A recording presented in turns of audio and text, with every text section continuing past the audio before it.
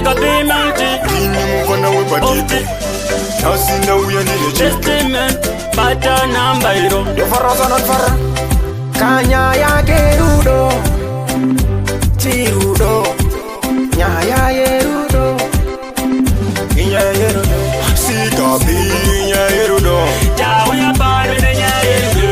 Testimony inya yerudo.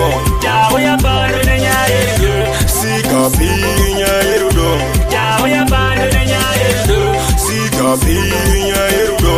Jawe ya pare de nya yerudo. Danana kunzwanana kuvaka mshakudanana chimwe changu sandirasiso ndinokuda mumwe wangu svikira tachembedzana dali wangu ndinokuda dzimwe nguwa ndinokufunga ndimborare padeni Kanya ya Gerudo.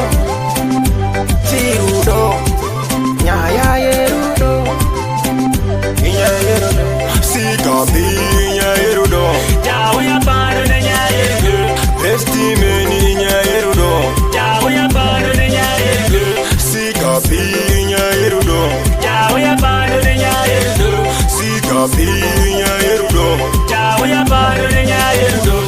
Atingarasiswi isune mamero vachera kupfeka hembe dzemubhero kunyange makatishora timboparadzana tichagarisana ndiwo mukana ini ndinokuda mudiwa iwe ona inyaya iyi ndeyerudo atichadi kutamba semakudo iwe neni tichiwirirana Kanya ya Gerudo. Tirudo. Nyaya Yerudo. Inya yerudo. Sika be inya yerudo. Jawe ya pare de nya yerudo. Testimony inya yerudo. Jawe ya pare de nya yerudo. Sika be inya yerudo. Jawe ya pare de nya yerudo.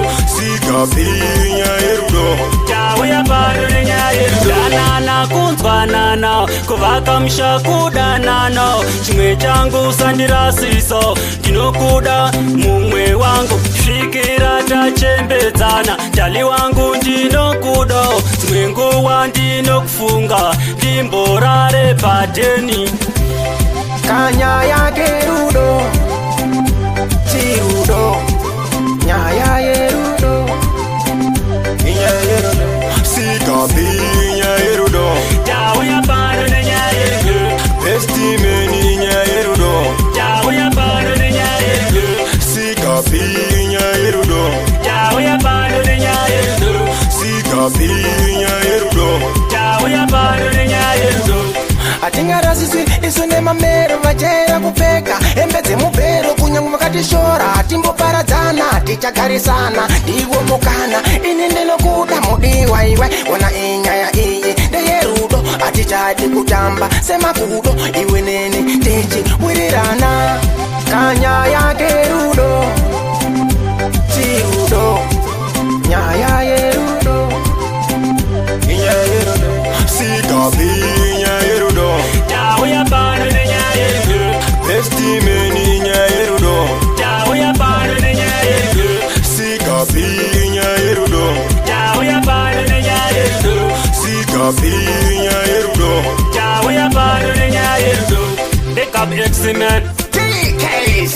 Pick up Junior Job. Unlimited. This tonight forever.